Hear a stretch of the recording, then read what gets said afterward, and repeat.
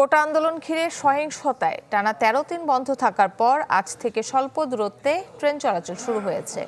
কড়া নিরাপত্তার মধ্যে আপাতত শুধু লোকাল ও কমিউটার ট্রেনে যাত্রী পরিবহন করা হচ্ছে। প্রায় ২ সপ্তাহ বন্ধের পর স্বল্প দূরত্বে ট্রেনগুলো চালু হলেও যাত্রী চাপ দেখা যায়নি। নিরাপত্তার বিষয়টি বিবেচনায় নিয়ে স্টেশনগুলোতে জোরদার করা হয়েছে বাড়তি নিরাপত্তা। টিকিট ছাড়া কাউকে প্ল্যাটফর্মে ঢুকতে দিচ্ছে না রেলওয়ে পুলিশ ও গার্ড।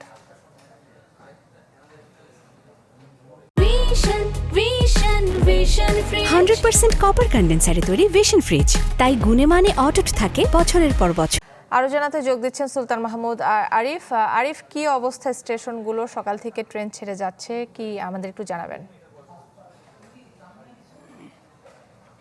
কাগুলি প্রায় ১৩ দিন বন্ধ থাকার পর আজ থেকে ট্রেন চলাচল ইতিমধ্যেই শুরু হয়েছে। তবে প্রাথমিকভাবে যেমনটি বলছিলেন যে ৫টি ট্রেন কিন্তু আজকে যাতায়াত করছে এবং ভোর ৭টা থেকে আমরা এখানকার স্টেশন মাস্টার যিনি রয়েছেন তার সাথে কথা বলেছি। ৭টা থেকে মূলত ট্রেন আজকে যাতায়াত করছে এবং স্থানীয় যে লোকাল ট্রেনগুলো রয়েছে সেগুলো কিন্তু যাতায়াত করছে। এখন পর্যন্ত ৩টি ট্রেন ছেড়ে গিয়েছে, জামালপুর জয়দেবপুর সহ ৩টি ট্রেন ছেড়ে গিয়েছে। তবে স্টেশন মাস্টার এখানকার রেল কর্তৃপক্ষ যারা রয়েছেন তাদের সাথে আমরা কথা বলেছি, তারা বলছেন যে ফাঁকা যাচ্ছে একেবারে।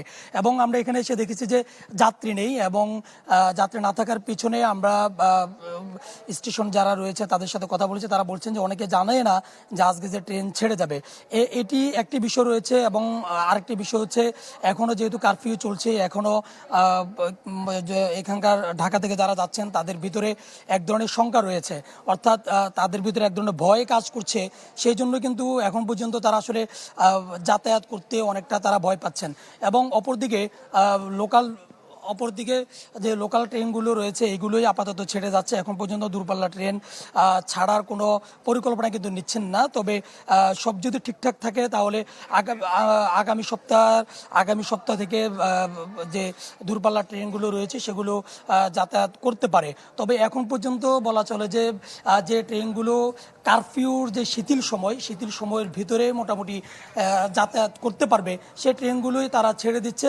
যদি স্বাভাবিক হয় সম্ভাব্য যে আগামী সপ্তাহে মোটামুটি পুরোদমে চলাচল করবে বলে প্রত্যাশা করছেন ট্রেন কর্তৃপক্ষ। আরিফ, আপনাকে ধন্যবাদ। দর্শক, স্বল্প দূরত্বে ট্রেন চলাচল শুরু হয়েছে, বিস্তারিত জানাচ্ছিলেন সুলতান মাহমুদ আরিফ।